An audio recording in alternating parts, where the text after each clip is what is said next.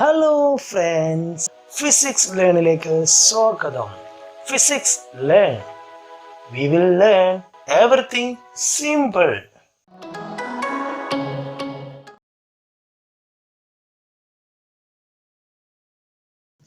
ഫിസിക്സിൻ്റെ രണ്ടാമത്തെ ചാപ്റ്ററിലെ കുറച്ച് കാര്യങ്ങളാണ് ഞാൻ ഈ വീഡിയോയിലൂടെ ഡിസ്കസ് ചെയ്യുന്നത്. ഒരു മാഗ്നറ്റും ഇലക്ട്രിക് കറണ്ടും തമ്മിലുള്ള ബന്ധത്തെ പറ്റിയാണ് ഈ ചാപ്റ്ററിൻ്റെ മൊത്തമായിട്ടുള്ള കാര്യങ്ങൾ കടന്നുകൊണ്ടിരിക്കുന്നത്. ഒരു മാഗ്നറ്റ് എന്ന് പറഞ്ഞാൽ എന്താണ് ഒരു മാഗ്നറ്റ്? മാഗ്നറ്റ് എന്ന് പറഞ്ഞാൽ ഒരു സബ്സ്റ്റൻസ് അല്ലേ, അല്ലെ ഒരു നമ്മൾ കാണാം നോർത്തും സൗത്തും അടങ്ങിയിട്ടുള്ള ഒരു സബ്സ്റ്റൻസ്. ഈ നോർത്ത് സൗത്ത് എന്ന് പറയുന്നത് അതിൻ്റെ ധ്രുവങ്ങളാണ്, കാന്തം അല്ലേ, കാന്തത്തിൻ്റെ ധ്രുവങ്ങളാണ്. അത് നമുക്കറിയാവുന്നത് പോലെ തന്നെ ഒരു കാന്തത്തിൽ അതിൻ്റെ നോർത്തും ഒരേപോലെയുള്ള അല്ലെങ്കിൽ ലൈക്ക് ചാർജസ് അല്ലെങ്കിൽ ലൈക്ക് പോൾസ് അടുത്ത് വന്നു കഴിഞ്ഞാൽ അത് റിപ്പൽ ചെയ്യും. നേരെ തിരിച്ച് ഒരു നോർത്ത് പോളും സൗത്ത് പോളും അടുത്ത് വന്നാൽ എന്ത് ചെയ്യും? അവർ അട്രാക്റ്റ് ചെയ്യും. ഇത് സ്വാഭാവികമായിട്ട് നമുക്ക് എല്ലാവരും അറിയണം. രണ്ട് നോർത്തുകൾ ഒരുമിച്ച് വന്നാൽ അല്ലെങ്കിൽ രണ്ട് സൗത്തുകൾ ഒരുമിച്ച് വന്നാൽ എന്ത് ചെയ്യും? അത് റിപ്പൽ ചെയ്യുമെന്നും അതായത് വികർഷിക്കുമെന്നും.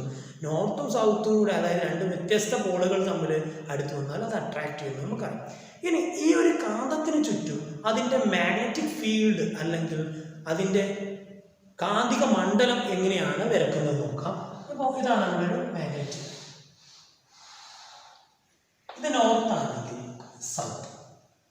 എല്ലാവരും മനസ്സിലാക്കി വെക്കേണ്ട കാര്യം, നോർത്ത് നിന്ന് സൗത്തിലേക്കാണ് മാഗ്നറ്റിക് ഫീൽഡ് ലൈൻസ് അല്ലെങ്കിൽ ഒരു നോർത്ത് മാഗ്നറ്റിൻ്റെ ഡയറക്ഷൻ എപ്പോഴും വരേണ്ടത്. ഒരിക്കലും ഈ മാഗ്നറ്റിക് ഫോഴ്സ് ലൈൻസ് കൂട്ടിമുട്ടുന്നില്ല എന്നുള്ളൊരു കാര്യം മനസ്സിലാക്കും. ഒരിക്കലും കൂട്ടിമുട്ടുന്നില്ല. ഇനി മറ്റൊരു പോയിന്റ്, മാഗ്നറ്റിക് ഫോഴ്സ് ലൈൻസ് എവിടെയാണോ കൂടുതൽ, അതായത് കാന്തിക ബലരേഖ എന്ന് പറയും. ഈ കാന്തിക ബലരേഖ എവിടെയാണോ കൂടുതലുള്ളത് ആ ഭാഗത്തായിരിക്കും മാഗ്നറ്റിന്റെ സ്ട്രെങ്ത് കൂടുതൽ. ഇപ്പം ഇവിടുത്തെ നോക്കിയാൽ അറിയാം, പോളുകൾ, രണ്ട് പോളുകളുണ്ട്. പോളുകളിലാണ് ഏറ്റവും കൂടുതൽ. ഇവിടെ നോക്കിയാൽ ഇത്ര കുറഞ്ഞ ഏരിയയിൽ ഇവിടെ ഏകദേശം 6 ലൈൻസ് വന്നിട്ടുണ്ട്. ഇവിടെ ഉണ്ട് 6 ലൈൻസ്. അപ്പം ഈ പോളുകളായിരിക്കും സ്ട്രെങ്ത് കൂടുതൽ. അപ്പം ഞാൻ പറഞ്ഞു തന്ന പോയിന്റുകൾ ഇത്രയേ ഉള്ളൂ. ഒന്ന്, ലൈക്ക് ചാർജസ് എപ്പോഴും ലൈക്ക് പോൾസ് എപ്പോഴും റിപ്പൽ ചെയ്യും. ഒരേപോലെയുള്ളത് രണ്ടും അടുത്ത് കൊടുത്താൽ അതുവരെ വികർഷിക്കും. രണ്ട് വ്യത്യസ്തമായിട്ട് വന്നു കഴിഞ്ഞാൽ അവർ ആകർഷിക്കും, അതായത് അട്രാക്ട് ചെയ്യും. ഇനി മാഗ്നറ്റിക് ഫോഴ്സ്, ഒരു ബാർ മാഗ്നറ്റിന് ചുറ്റുണ്ടാകുന്ന മാഗ്നറ്റിക് ഫീൽഡിന്റെ ഫിഗറാണ് ഇവിടെ നമ്മൾ അടുത്ത് ഡിസ്കസ് ചെയ്തിട്ടുള്ളത്. ഇത് രണ്ടും ഇത്രയും കാര്യങ്ങൾ അറിഞ്ഞിരിക്കുക.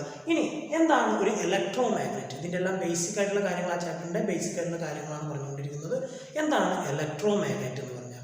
ഇലക്ട്രോ മാഗ്നറ്റ് എന്ന് പറഞ്ഞു കഴിഞ്ഞാൽ സപ്ലൈ കൊടുക്കുമ്പോൾ മാഗ്നറ്റിസം കാണിക്കുകയും സപ്ലൈ റിമൂവ് ചെയ്യുന്ന സമയത്ത് അതിൻ്റെ മാഗ്നറ്റിസം നഷ്ടപ്പെടുകയും ചെയ്യുന്നു. അപ്പോൾ നമുക്കൊരു എക്സാമ്പിൾ നമ്മൾ നോക്കാം. ഓക്കെ, നമ്മുടെ എക്സാമ്പിൾ ഇതാണ്. ഞാനൊരു സോളിനോയിഡിനെ കൺസിഡർ ചെയ്തു, ഒരു കമ്പിച്ചുരുളിനെ കൺസിഡർ ചെയ്തു. ഈ കമ്പിച്ചുരുളിലോട്ട് ഞാൻ എന്ത് ചെയ്യുന്നു? ഒരു ബാറ്ററി വെച്ച് കണക്ഷൻ കൊടുക്കുന്നു.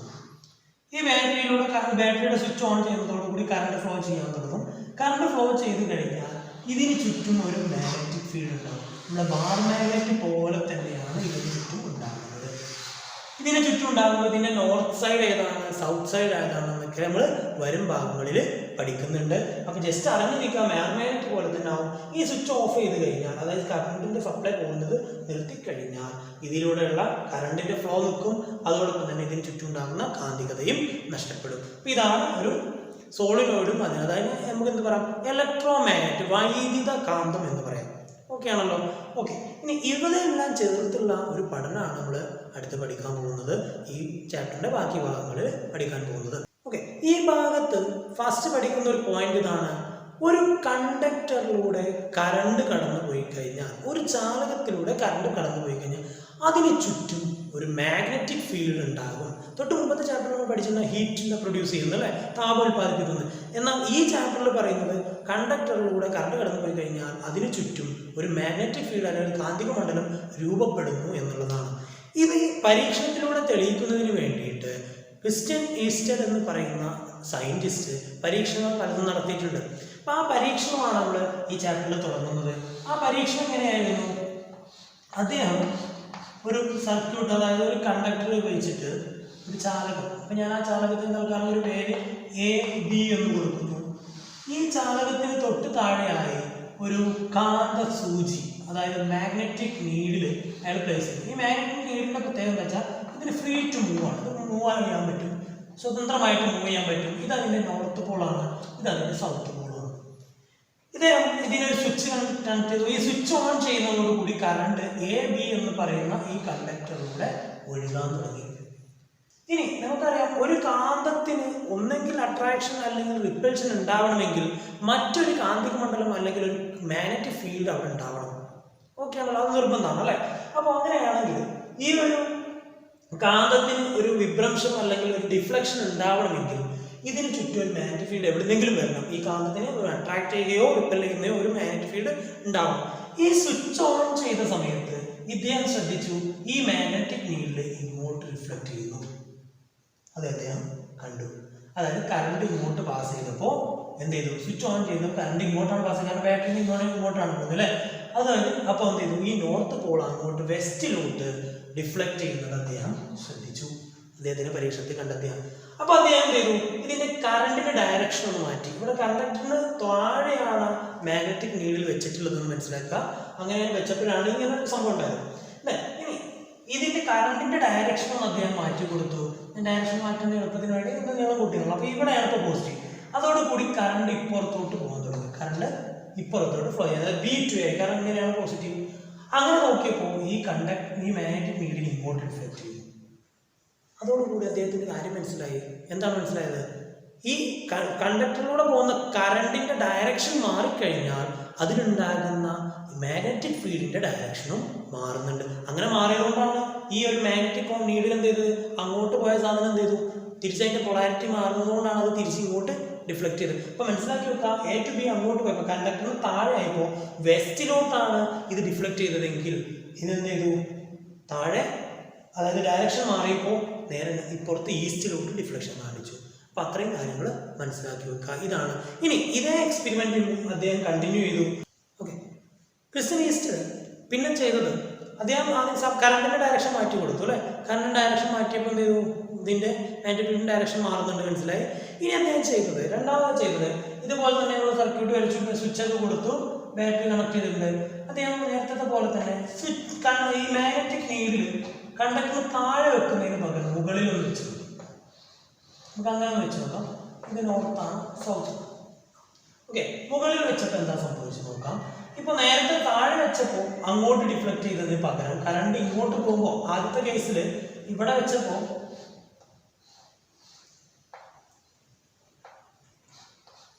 ഇവിടെ വെക്കുമ്പോൾ കറണ്ട് ഇങ്ങോട്ട് പോകുന്ന സമയത്ത് ഇങ്ങോട്ടായിരുന്നു. എന്നാൽ മുകളിലാണ്, കണ്ടക്ടർ മുകളിലാണ് വെക്കുന്നതെങ്കിൽ ആദ്യം ഇങ്ങോട്ടാണ് വരുന്നത്, നേരെ ഓപ്പോസിറ്റ്. ഇനി ബാറ്ററി കറണ്ട് മാറ്റി കൊടുത്തപ്പോൾ കറണ്ട് ഇപ്പുറത്തോട്ടാണ്. കറണ്ട് മാറ്റി കൊടുക്കുമ്പോൾ രണ്ടാമത്തെ കേസിൽ ഈ ഭാഗം ഇങ്ങോട്ട് ഡിഫ്ലക്ട് ചെയ്യുന്നു. ഇതാണെങ്കിലോ നേരെ ഓപ്പോസിറ്റ്. രണ്ടാമത്തെ കേസാണെങ്കിൽ ഡബിൾ ലൈൻ വെച്ചത്. ഓക്കെ ആണല്ലോ. കറണ്ട് മാറ്റി കൊടുക്കുമ്പോൾ അപ്പോൾ മുകളിലും താഴെ വെക്കുമ്പോൾ ഒരു കണ്ടീഷൻ പഠിച്ചു നോക്കി. ഏതെങ്കിലും ഒന്ന് പഠിച്ചാൽ നമുക്ക് ബാക്കി പഠിക്കാൻ പറ്റും. അപ്പോൾ താഴെ വെക്കുമ്പോൾ ഒരു ഭാഗത്തോട്ട് പോകുന്ന സമയത്ത് വെസ്റ്റിലോട്ടാണെങ്കിൽ അതിന് നേരെ കറണ്ട് മാറ്റി കൊടുത്തു കഴിഞ്ഞാൽ നേരെ ഓപ്പോസിറ്റിലാവും. എന്നാൽ നേരെ ഓപ്പോസിറ്റിലായിരിക്കും മുകളിൽ വെക്കുന്ന സമയത്ത് ഉണ്ടാകുക. ഇതാണ് ക്രിസ്റ്റ്യൻ ഈസ്റ്ററിൻ്റെ എക്സ്പെരിമെൻറ്റ്. ബാക്കി ടേബിൾ കോളംസ് ഒക്കെ ഫില്ല് ചെയ്യാൻ നിങ്ങൾക്ക് വളരെ എളുപ്പത്തിൽ ഇതിൽ നിന്ന് മനസ്സിലാക്കാൻ പറ്റും. ആ ഒരു പോയിന്റ് മനസ്സിലാക്കി വെക്കുക, അത് കണ്ടിന്യൂ ചെയ്യാം. ഓക്കെ, എക്സ്പെരിമെൻറ്റിൽ വെച്ച് കുറച്ച് കാര്യങ്ങളൊക്കെ പഠിച്ചു കഴിഞ്ഞു. ഇനി നമ്മൾ അറിയേണ്ട കാര്യം, ഒരു കണ്ടക്ടർ ഉണ്ട്, ഒരു സ്ട്രെയിറ്റ് കണ്ടക്ടറാണ്. കണ്ടക്ടറിന് പേര് നമുക്ക് കൊടുക്കാം, AB എന്നാണ് നമ്മൾ കണ്ടക്ടറിന് പേരിട്ടത്. ഈ കണ്ടക്ടറിന് ബാറ്ററി കൊടുത്ത് അതിനൊരു കറണ്ട് ഫ്ലോ മുകളിലോട്ട് ഉണ്ടാക്കിയിട്ടുണ്ട്. ഇവിടെ പറഞ്ഞു, ഒരു കണ്ടക്ടറിലൂടെ കറണ്ട് കടന്നു പോയി കഴിഞ്ഞാൽ ചാലകത്തിലൂടെ വൈദ്യുതി കടത്തി വിട്ടാൽ അതിന് ചുറ്റും മാഗ്നറ്റിക് ഫീൽഡ് ഉണ്ടാകുമ്പോൾ, അപ്പോൾ ആ ഉണ്ടാകുന്ന മാഗ്നറ്റിക് ഫീൽഡിന്റെ ഡയറക്ഷൻ എങ്ങനെ കണ്ടുപിടിക്കും, അതിന്റെ ഡയറക്ഷൻ എങ്ങനെ കണ്ടുപിടിക്കും എന്നുള്ളതാണ് നമ്മൾ നോക്കുന്നത്. അതിന് വേണ്ടിയിട്ട് മാക്സ്വെല്ലിന്റെ, അതായത് ജെയിംസ് ക്ലാർക്ക് മാക്സ്വെൽ എന്ന് പറയുന്ന ഒരു സയന്റിസ്റ്റ് ഒരു റൂള് കൊണ്ടുവന്നിട്ടുണ്ട്. റൈറ്റ് ആൻഡ് തമ്പ് റൂൾ എന്നാണ് പറയുക. തമ്പ് റൂൾ, തമ്പ് പെരുവിരൽ അല്ലേ, വലത് കൈ പെരുവിരൽ നിയമം എന്ന് പറയും. എന്താണ് അതിന് ഉദ്ദേശിക്കുന്നത്? ഇതിൽ കൂടെ പോകുന്ന കറണ്ടിന്റെ ഡയറക്ഷൻ അറിയാമെങ്കിൽ നമുക്ക് എന്ത് ചെയ്യാൻ പറ്റും? മാഗ്നറ്റിക് ഫീൽഡിന്റെ ഡയറക്ഷൻ കണ്ടെത്താൻ പറ്റും. അപ്പോൾ അതിന് വേണ്ടിയിട്ട് എന്താ ചെയ്യേണ്ടത്? നമുക്ക് അസ്യൂം ചെയ്യാം, ഞാനൊരു കണ്ടക്ടർ എടുത്തിട്ടുണ്ട്, ഇതൊരു കണ്ടക്ടറാണെന്ന് അസ്യൂം ചെയ്യാം. ഈ കണ്ടക്ടറിൽ കറണ്ട് ഫ്ലോ ചെയ്യുന്നത് മുകളിലോട്ടാണെന്ന് അസ്യൂം ചെയ്യാം അല്ലേ. ഇപ്പോൾ ബാറ്ററി എങ്ങനെയാണോ കൊടുക്കുന്നത് ആ രീതിയിലായിരിക്കും. ഇപ്പോൾ ഞാൻ കൊടുത്തത് ഇങ്ങനെ മുകളിലോട്ട് കറണ്ട് പോകുന്ന രീതി ഈ ഫിഗറിൽ കാണുന്ന പോലെ AB. വലത് കൈ പെരുവിരൽ നിയമം അല്ലെങ്കിൽ റൈറ്റ് ഹാൻഡ് തമ്പ് റൂൾ പറയുന്നത് ഇതാണ്. ഒരു കണ്ടക്ടറിലൂടെ നിങ്ങൾ, അതായത് കറണ്ട് ക്യാരിങ് കണ്ടക്ടറിനെ നിങ്ങൾ നിങ്ങളുടെ വലത് കൈ കൊണ്ട് ഹോൾഡ് ചെയ്യുന്നതായിട്ട് സങ്കല്പിക്കാൻ. വലത് കൈ കൊണ്ട് ഹോൾഡ് ചെയ്യാം.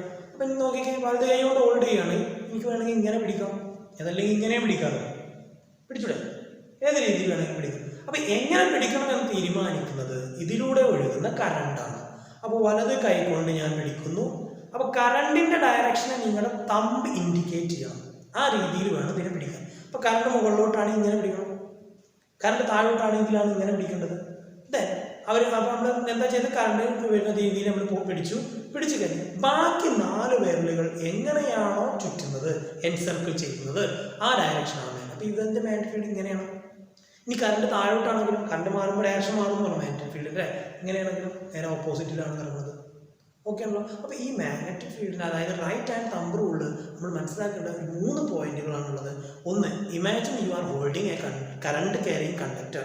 ഒരു വൈദ്യുതവാഹിയായ ചാലകത്തെ നിങ്ങൾ വലത് കൈ കൊണ്ട് പിടിക്കുന്നതായി സങ്കല്പിക്കുക. ഓക്കെ ആണല്ലോ, വലത് കൈ കൊണ്ട് പിടിക്കുന്നതായി സങ്കല്പിച്ചു. ഇനി ദ തമ്പ് ഇൻഡിക്കേറ്റ്, രണ്ടാമത്തെ പോയിന്റ് എന്താ പറയുന്നത്? The thumb indicate the direction of magnetic field, direction of current. കറണ്ടിൻ്റെ ഡയറക്ഷനാണ് ആര് തീരുമാനിക്കുന്നത്? തമ്പ് എന്ത് ചെയ്യുന്നു? കറണ്ടിൻ്റെ ഡയറക്ഷൻ വെക്കണം, രണ്ടാമത്തെ പോയിന്റ്. ദെൻ മൂന്നാമത്തെ പോയിന്റ് എന്താ? ബാക്കി 4 വിരലുകളാണ് മാഗ്നറ്റിക് ഫീൽഡിൻ്റെ ഡയറക്ഷൻ. അപ്പോൾ അങ്ങനെയാണെങ്കിൽ റൈറ്റ് ഹാൻഡ് തമ്പ് റൂളിനെ നമുക്ക് എങ്ങനെ ഡിഫൈൻ ചെയ്യാം?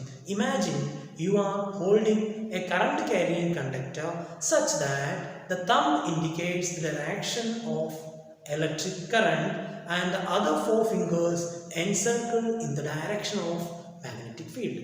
അതായത് നിങ്ങളുടെ വലത് കൈകൊണ്ട് വൈദ്യുതവാഹിയായ ചാലകത്തെ നിങ്ങളുടെ വലത് കൈകൊണ്ട് പിടിക്കുന്നതായി സങ്കല്പിക്കുക എങ്കിൽ തള്ളവിരൽ ഏതിനെ സൂചിപ്പിക്കണം? വൈദ്യുതിയെ സൂചിപ്പിക്കുന്ന വിധം പിടിച്ചു കഴിഞ്ഞാൽ ബാക്കി 4 വിരലുകൾ ഏത് ദിശയിലാണോ ചുറ്റുന്നത് അതാണ് മാഗ്നറ്റിക് ഫീൽഡിൻ്റെ ഡയറക്ഷൻ. ഇതിൽ മനസ്സിലാക്കിക്കേണ്ട ഒരു പോയിന്റ് ഇതാണ്. കറണ്ടിൻ്റെ ഡയറക്ഷൻ മുകളിലോട്ടായപ്പോൾ ഇങ്ങനെയായിരുന്നു മാഗ്നറ്റിക് ഫീൽഡിൻ്റെ ഡയറക്ഷൻ. കറണ്ട് താഴോട്ടാണെങ്കിൽ മാഗ്നറ്റിക് ഫീൽഡിൻ്റെ ഡയറക്ഷൻ ഓപ്പോസിറ്റ്. കറണ്ടിൻ്റെ ഡയറക്ഷൻ മാറുമ്പോൾ മാഗ്നറ്റിക് ഫീൽഡ് മാറും. ഇനി ഇങ്ങനെയാണെങ്കിലും കറണ്ട് ഇങ്ങോട്ടാണ് അല്ലേ, അപ്പോൾ ഇങ്ങനെ പിടിക്കണം. അപ്പോൾ മാഗ്നറ്റിക് ഫീൽഡിൻ്റെ ഡയറക്ഷൻ എങ്ങനെയാണ്? കറണ്ട് ഇങ്ങോട്ടാണെങ്കിൽ ഇങ്ങനെ പിടിക്കണം. അപ്പോൾ മാഗ്നറ്റിക് ഫീൽഡിൻ്റെ ഡയറക്ഷൻ ഇങ്ങനെ. ഇനി ഇങ്ങനെ ചരിച്ചു വെച്ചു, ഇങ്ങനെ ചരിഞ്ഞ് നമ്മളിങ്ങനെ ചരിച്ചു പിടിക്കേണ്ടി വരും. അപ്പോൾ എപ്പോഴും അതിന് ചുറ്റുമാണ് മാഗ്നറ്റിക് ഫീൽഡ് ഉണ്ടാകുന്നത്. ഇതാണ് ഏത്? റൈറ്റ് ഹാൻഡ് തമ്പ് റൂൾ അല്ലെങ്കിൽ പെരുവിരൽ നിയമം. ഇനി ഇതേ കാര്യം തന്നെ മറ്റൊരു റൂൾ വെച്ചിട്ട് കൂടെ നമുക്ക് കണ്ടെടുക്കാൻ പറ്റും. അതാണ് റൈറ്റ് ഹാൻഡ് സ്ക്രൂ റൂൾ. എന്താ സ്ക്രൂ റൂളിൽ പറയുന്നത്? സ്ക്രൂ റൂളിൽ പറയുന്നത്, അപ്പോൾ ഇതിൻ്റെ മാഗ്നറ്റിക് ഫീൽഡ് ഡയറക്ഷൻ ഇങ്ങനെ വരക്കാം കേട്ടോ. അങ്ങനെ പിടിച്ചു കഴിഞ്ഞാൽ ഇങ്ങനെയാണ് കറങ്ങുന്നതായിട്ട് സങ്കല്പിക്കാം. അത് വരക്കാനുള്ള ബുദ്ധിമുട്ടാണ്, മുകളിൽ 3D ആയിട്ട് വരക്കാൻ പറ്റുന്നത്. ദെൻ ഇനി സ്ക്രൂ റൂളിൽ പറയുന്നത് ഇതുപോലെ തന്നെ right hand screw. Right hand സ്ക്രൂവിൻ്റെ പ്രത്യേകത എന്താ? റൈറ്റ് ഹാൻഡ് സ്ക്രൂവിൻ്റെ പ്രത്യേകത ഒരു റൈറ്റ് ഹാൻഡ്, ഇതാണ് റൈറ്റ് ഹാൻഡ് സ്ക്രൂ, വലത്തോട്ട് തിരിച്ചാൽ മുറുകുന്ന സ്ക്രൂ. ഇപ്പോൾ നമുക്കൊരു സ്ക്രൂവിനെ ജസ്റ്റ് ഒന്ന് കൺസിഡർ ചെയ്യാൻ, സ്ക്രൂവിനെ കൺസിഡർ ചെയ്യുകയാണെങ്കിൽ ഈ അല്ലേ, ഈ സ്ക്രൂവിനെ റൈറ്റിലോട്ട് തിരിച്ചു കഴിഞ്ഞാൽ ഈ സ്ക്രൂ അങ്ങോട്ട് നീങ്ങും. ഇതാണ് റൈറ്റ് ഹാൻഡ് സ്ക്രൂ. ലെഫ്റ്റിലോട്ട് തിരിച്ചാൽ കഴിഞ്ഞു പോകും. ഇതാണ് റൈറ്റ് ഹാൻഡ് സ്ക്രൂ. അപ്പോൾ നമ്മളെന്താ ചെയ്യുന്നത് വെച്ചാൽ കറണ്ട് ഏത് ഭാഗത്തേക്കാണ് നോക്കുക. അപ്പോൾ കറണ്ട് മുകളിലോട്ടാണല്ലോ ഈ കേസിൽ. ഈ സ്ക്രൂ ഇതൊരു സ്ക്രൂ ആയിട്ട് കൺസിഡർ ചെയ്യാം. സ്ക്രൂവിൻ്റെ ഷാർപ്പ് അടിച്ചാണ് ഈ ഭാഗം. ഓക്കെ, അപ്പോൾ ഇതിന് എന്ത് ചെയ്യാം? ഇങ്ങനെ വലത്തോട്ട് തിരിക്കുമ്പോൾ മേലോട്ട് പോകും. അത് കറണ്ടിൻ്റെ ഡയറക്ഷനിലല്ലേ പോകുന്നത്?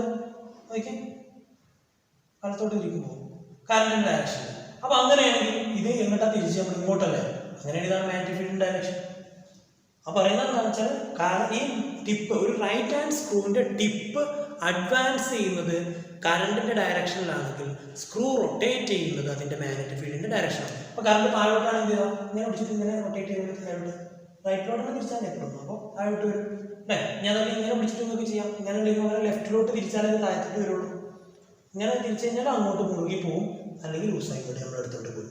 അപ്പോൾ ഇതാണ് റൈറ്റ് ഹാൻഡ് സ്ക്രൂ റൂൾ എന്ന് പറയുന്നത്. ഈ രണ്ടും ഉപയോഗിക്കുന്നത് എന്താണ്? ഒരു സ്ട്രേറ്റ് കണ്ടക്ടറിൽ മാഗ്നറ്റിക് ഫീൽഡിൻ്റെ ഡയറക്ഷൻ എങ്ങനെയെന്ന് മനസ്സിലാക്കാൻ വേണ്ടിയിട്ടാണ്. ഓക്കെ,